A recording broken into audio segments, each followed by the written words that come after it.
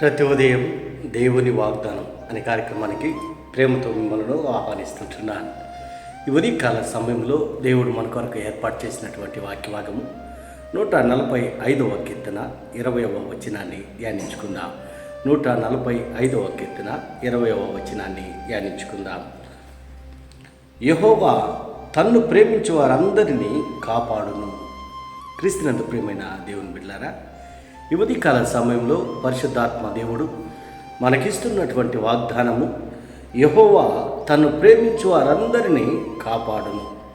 ఈ యొక్క వాగ్దానాన్ని దేవుడు మనకును మన కుటుంబాలకును ఆశీర్వాదకరముగా మార్చునుగాక. ఈ యొక్క మాటల్లోని ఆత్మీయ సత్యాలను, ఆత్మీయ అర్థాలను మనం గ్రహించినట్లయితే ఆ ప్రాముఖ్యమైనటువంటి 2 మాటలు ఇక్కడ మనం చూస్తుంటున్నాం. యెహోవాను మరియు ప్రేమించేవారు. ఈ 2 మాటలు చాలా ప్రాముఖ్యమైనటువంటివిగా ఉంటున్నాయి. కీర్తనకారుడు మరి ఏ ఉద్దేశంతో అయితే ఈ యొక్క మాటలను పలుకుతూ ఉంటున్నాడో, మరి ఏ ఉద్దేశాలు ఈ యొక్క కీర్తనకారులో ఉంటున్నాయో ఈ 145వ కీర్తన మొదటి నుండి మనం చూడగలం. ప్రాముఖ్యంగా యెహోవాను ప్రేమించేవారు మరి ప్రేమించే వారందరినీ ఆయన కాపాడను.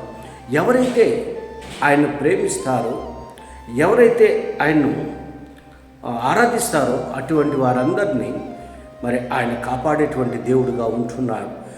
దావీదు తన వ్యక్తిగత జీవితంలో నుండి, తన వ్యక్తిగత అనుభవంలో నుండి ఈ యొక్క మాటలను మాట్లాడుతూ ఉన్నట్లుగా మనం చూస్తూ ఉంటున్నాం.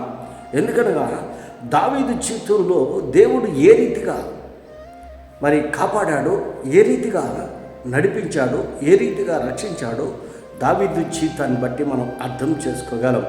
క్రీస్తునందు ప్రియమైన దేవుని బిడ్డలారా, మరి ఎవరైతే ఆయన్ను ప్రేమిస్తారో అటువంటి వారందరినీ ఆయన కాపాడేటువంటి దేవుడుగా ఉంటున్నాడు.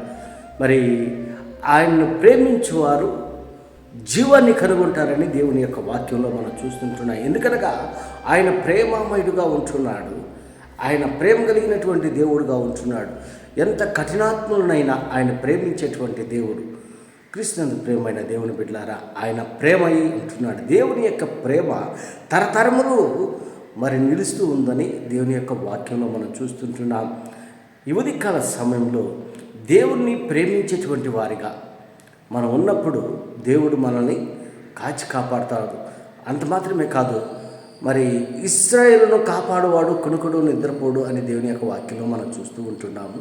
అదే రీతిగా ఆయన్ను ప్రేమించేటువంటి మనసు మనం కలిగి ఉన్నప్పుడు మన బాధల్లోనూ, మన కష్టాల్లోనూ, మన కన్నీటిలోనూ, మన వేదనలోనూ, మన బాధలలోనూ ఆయన మనకు తోడుగా ఉంటాడు. ఎందుకనగా నన్ను నమ్మినటువంటి బిడ్డలను నేను ఏమాత్రమును మరి త్రోసివేయను అని దేవుని యొక్క వాక్యంలో మనము చూస్తూ ఉంటున్నాం. ఈ ఉదయకాల సమయంలో యెహోవాను ప్రేమించేటువంటి వారిగా, యెహోవాను ఆరాధించేటువంటి వారిగా నేను ఉండాలని ఈ కొద్ది మాటల ద్వారా నేను హెచ్చరిక చేస్తున్న దేవుడి యొక్క మాటలను మీకును, మీ కుటుంబాలను ఆశీర్వాదకరంగా మార్చినగాక. ఆమేన్.